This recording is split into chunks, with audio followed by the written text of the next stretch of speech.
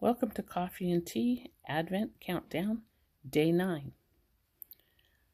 Remember, this week we're talking about peace, the peace of God, the peace that passes understanding,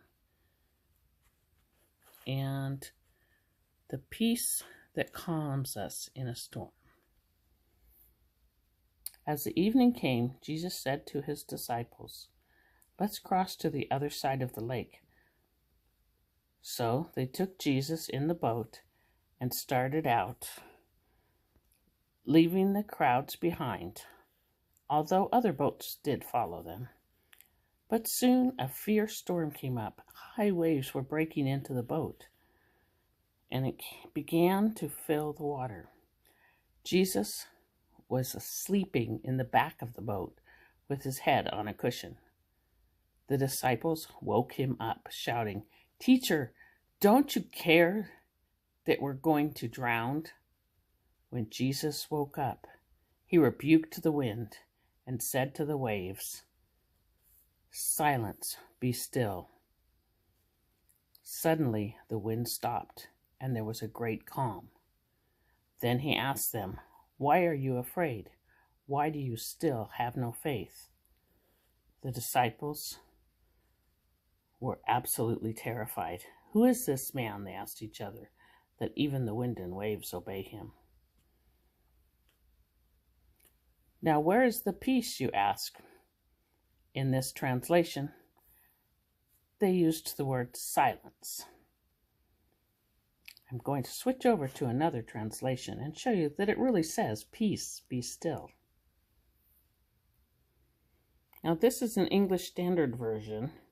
The other one was New Living Translation. They break things down a little different in different translations, but it's important to read it in more than one.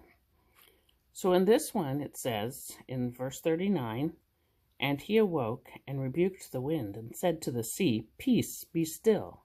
And the wind ceased, and there was a great calm."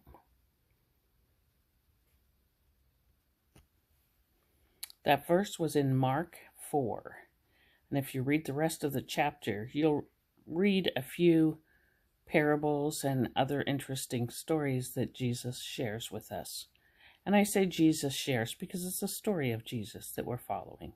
So in his word, our Bibles, we can find parables and we can find other events that happened.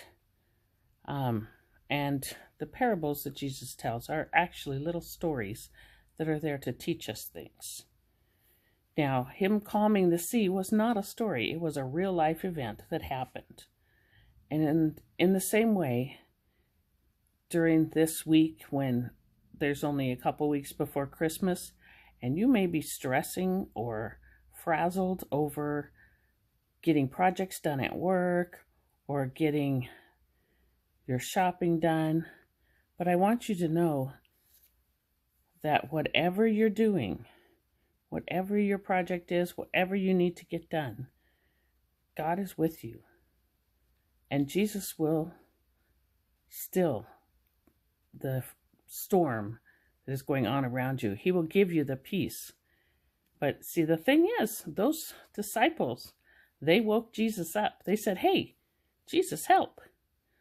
So our job this week and next week and every day of our life is when things get frazzled and we can't handle the situation we're in, or even before we get to that point, we need to call on Jesus and ask him to give us peace.